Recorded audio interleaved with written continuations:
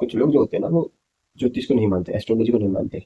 अब इतना ट्रेंड हो रखा है सोशल मीडिया पे, तो जो नहीं जानता या जो नहीं मानना चाहता ना, वो भी इंसान इसकी तरफ अट्रैक्ट हो रहा है।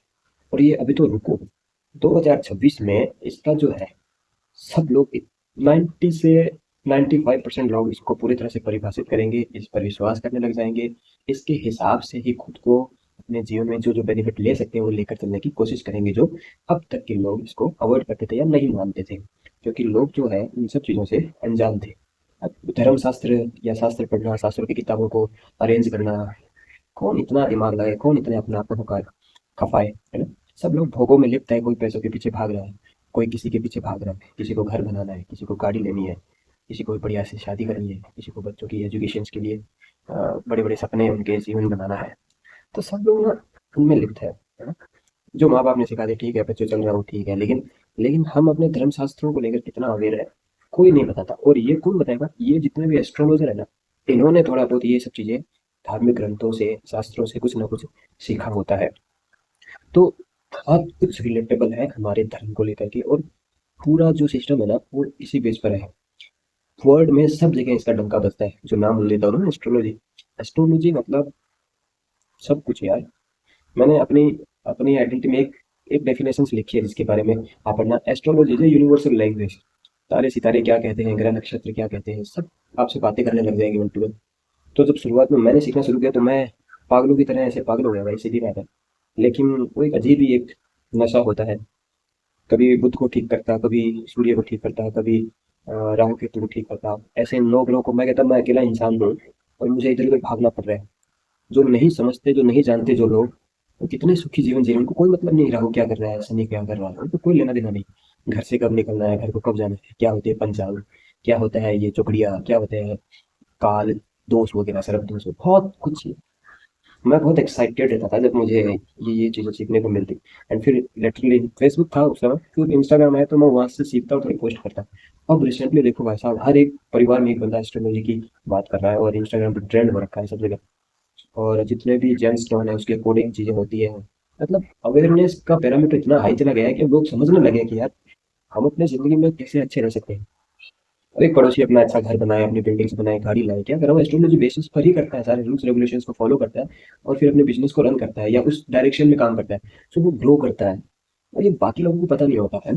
तो मेरा ये फंडामेंटल है, सबको उड़ने का अधिकार है इस यूनिवर्स में, सबको सब कुछ जानने का अधिकार है। अगर एक कोई डॉक्टर बन रहा है तो सिर्फ डॉक्टर बनकर अपनी जिंदगी नहीं चला सकता, पैसे कमा लेगा, अपने जीवन के खर्चे निकाल लेगा, लेकिन उसको पता होना चाहिए कि वो एक्चुअल आइडेंटिटी क्या है, उसके लिए क्या फेवरेबल है और उसके लिए क्या जो है नुकसानदायक चीजें हैं। तो ये सब चीजें कौन बताएगी, हमें हमारे ग्रंथ बताएंगे, शास्त्र बताएंगे, और थोड़ा बहुत उनका, जैसे गुरुनानंद जी महाराज कहते हैं, उनका स्वाध्याय करना चाहिए। सो मैं अपने घर के थोड़े से काम कर रहा था, मुझे लगा कि मैं आज का दिन मेरा बहुत सही से निकला, और मुझे नहीं पता ये कैसे हुआ, क्योंकि मेरे लिए हर दिन जो होता है चैलेंजिंग होता है, टफ होता है, और पेनफुल होता है। मेंटली बहुत डिस्टर्ब रहता हूँ, लेकिन ये कुदरती का ही पता नहीं क्या है। So I am thankful for everything.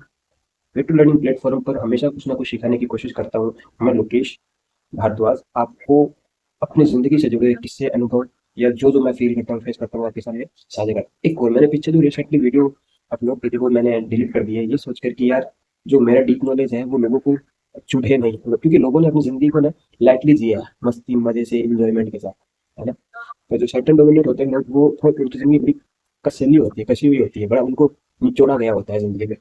तो और वो जो नेचुरल नॉलेज है ना वो हर एक के बस में नहीं होता कि भाई ये हमें पच जाए या समझ में आ जाए। तो मैंने वो वीडियो डिलीट कर दिया। बट नेक्स्ट क्या होता है पता है आपको, मैं इंस्टाग्राम पे वही किसी बंदे का वीडियो देखता हूँ जो वो सारी बातें रिलेटेड जो थी मैंने जो बताई थी वो वही बातें कर रहा था। तो मुझे ऐसा लगा कि मैं गलत तो बिल्कुल नहीं हूँ, क्योंकि ये भी वही बातें कर रहा है, तो ये कहीं ना कहीं रिलेट करती है। कभी कभी ऐसा होता है ना कि हमें लगता है कि हमने बहुत ज्यादा कुछ पढ़ लिया, जान लिया, समझ लिया, बहुत पागल हो गए, तो उसको चेक करना पड़ता है। तो मुझे लगा कि यार मैं कहीं पागल तो नहीं हो गया, मैं एंसेस्टर की बातें करता हूँ, एंसेस्टर आते हैं, एंसेस्टर को महसूस करना होता है, वो सब जानते हैं, हर एक चीज़ के बारे में उनको उनको एहसास कराते हैं। तो कहीं ये लोगों को भी ऐसा होना चाहिए कि आप अगर कुछ बता रहे हैं तो लोगों को समझ में आना चाहिए, है ना। लिटरली उनको आप जो चीज़ें बताना चाहते हैं, सामने वाला कुछ समझा कि नहीं समझा, वो ज़रूरी है। एक टीचर्स के लिए, एक आध्यात्मिक पर्सन के लिए, आध्यात्मिक व्यक्ति के लिए, ताकि उसकी बात लोग समझ पाएँ। सो इसको द पॉइंट इज़ समझ कर चलो, ये बहुत अच्छा नॉलेजेबल चीज़ है। हर चीज़ आप जो साँस लेते हो ना, उसका कारक होता है आपके राहु महाराज, है ना। हवा जो है वायु, ये यूनिवर्स में, इसके भी कारक है जुपिटर। तो बहुत कुछ ऐसी चीजें हैं जो तो जानना चाहिए। एलिमेंट्स क्या होते हैं, वन टू वन अगर इसका एक पूरा स्ट्रक्चर बना करके कंसेप्ट बाई चीजें क्लियर किया जाए तो बहुत अच्छे से आप समझ पाएंगे। सो होप दैट कि आप इसमें इन्वॉल्व होंगे, इस पर बिलीव करेंगे, इसके रूल्स रेगुलेशंस को आप फॉलो भले ही पूरी तरह से ना कर पाए लेकिन आप इसको समझ कर चलने की कोशिश करेंगे। और ये जितने भी लोग आप देख रहे हो जो अच्छे से अपनी ज़िंदगी में चलते हैं वो हर एक रूल्स रेगुलेशंस का ख्याल रखते हैं। तो मेरा यही है कि भाई सब खुश रहे, सब अपनी ज़िंदगी में अच्छे से रहे, किसी को कोई तकलीफ ना हो। तो बस ये पॉइंट है, ये विजन है, और उस विजन से मैं लोगों को कितना एजुकेट कर पाता हूँ। एक चीज़ और मैं शेयर करना चाहूँगा। सतयुग में क्या होता है, 4 युग बताया गया ना हमारे शास्त्र में।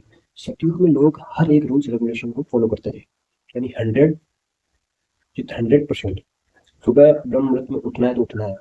और इतने रूल्स रेगुलेशंस दे रखे हैं जिनको मैं अगर बताऊं ना, नहाने के क्या रूल्स रेगुलेशंस होते हैं, शौच क्रिया करने के क्या रेगुलेशंस होते हैं, खाना खाने के क्या रेगुलेशंस होते हैं, भाई साहब कितने मंत्र दिए हुए होते हैं। ये आप अब कहाँ तक पकड़ रहा है, पकड़ेगा यार कहाँ तक। वो क्या करते थे सतयुग में, शुरू से ही बच्चों को वही हैबिट डालते थे उसी, ये मंत्र है इसे पढ़ो ये लो। अभी वो भटक गए हैं हर चीज में, एक्चुअल में नहीं।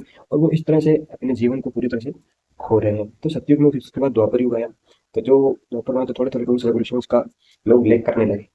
ठीक है, एक एग्जांपल के तौर पे मैं समझा देता हूँ। जैसे कोई अगर सतयुग में बंदा ब्रह्म मुहूर्त में यानी 4:30 से 4:30 या 5 बजे तक उठने का होता है, वो निश्चित होता है अपने काल के अकॉर्डिंग, इसमें कैलेंडर में, हिंदू कैलेंडर में, ज्योतिषीय जो गणनाओं में होता है वो निश्चित दिया होता है। तो फिर मेरे ख्याल से ये जो अ, द्वापर युग त्रेता युग आया है ना, तो उसमें थोड़े कम लेख रूल्स रेगुलेशन तोड़ने लगे लोग। उसके बाद द्वापर में बहुत ज्यादा तोड़ने लगे, तो कलयुग में तो सब टूट ही गया भाई साहब, लोग 9 9 10 10 बजे उठते हैं। तो बहुत कुछ हमारी किताबों में, ग्रंथों में, धर्मशास्त्र में दिया हुआ है। अगर उसके अकॉर्डिंग चले ना, मैं कहता हूँ 1% लोग बच सकते हैं उसके ऊपर, 1%। अब आप समझ लो कितना बड़ा रेशियो क्रिएट हो रहा है, कितनी बड़ी चीज है। सो इतने सारे वैदिक मंत्र दिए हुए हैं जो जो एक एक मानव जीवन के लिए कितना उपयोगी होता है, कितना वो अच्छे से चल सके, उसे किसी तरह का 1% भी पैनिक सिचुएशन नहीं करना पड़ता है। सो हमने अपनी चीज़ों को खोया है, हमने अपने अपने जो शास्त्रों में दिए हुए पूर्वजों ने जो हमें बताया उनके रास्तों को हमने नकारा है। तो उसका जो हम खामियाजा भुगत रहे हैं वो हो गई। अभी एक बात, क्योंकि वीडियो लंबा हो रहा है, बट मैं थोड़ा सा, जितने भी लोग हैं ना सबके पितृ दोष है कुंडली में। पितृ ऋण है, पितृ दोष है, पूर्वजों का दोष है, किन्हीं के पीढ़ी दर पीढ़ी पूर्वज भटक रहे हैं। और ये सबके हैं। जो 0.01% लोग हैं, शायद उनके नहीं है, वो लोग लीड कर रहे हैं पूरे वर्ल्ड को। बाकी जो लोग बैक में बहुत सारे ट्रबल फेस कर रहे हैं ना, और इसका सॉल्यूशन भी इसमें अपने एस्ट्रोलॉजी में क्लैरिटी से बड़े बड़े जो ज्योतिषी लोग हैं वो बताते हैं। तो आई होप दैट कि सबसे पहले क्लैरिटी आनी चाहिए, आपका जो दिमाग के संतुलन सही रहे। अपने पितरों को खुश रखो। वो 5 हो सकते हैं, 10 हो सकते हैं, 20 हो सकते हैं, अनंत हो सकते हैं, कितने सारे जिनकी अ, इसको ऐसे समझो जैसे कोई पीपल का पेड़ है और उसकी डाली टूट जाती है ना, ठीक है, और फिर डाली टूटती रहती है, तो उनका जो आप में अंश रहता है ना, आप उसका हिस्सा हो। तो आपको उन सब के लिए कुछ ना कुछ योगदान करना चाहिए, उनको विश करना चाहिए, उनके लिए उनको याद करके। एक मेरा वीडियो मैंने डाला हुआ था, शायद आपको फुर्सत लगे तो यूट्यूब पर देखना। तो एंसेटर को लेकर के मैं बहुत ज़्यादा सीरियस हूँ, सीधी सी बात है। एक खुशी का मोमेंट भी अगर आपके जीवन में आता है तो वो एंसेटर के थ्रू आता है, उनकी ब्लेसिंग्स के थ्रू आता है। और अगर नहीं आ रहा है, आप स्टक हो जाते हो, तो वो सब कुछ वहीं से आप चीज़ें इम्बैलेंस हो रही है। तो जितना हो सके पॉसिबिलिटी उनके लिए कुछ कीजिए, जो आपको लगता है कि वो नहीं है इस दुनिया में। वो तो छोड़ के 20 साल हो गए, 100 साल हो गए, 50 साल, हज़ारों साल हो गए, चले गए, लेकिन शायद वो नहीं गए होते हैं। एक मैं अपने ही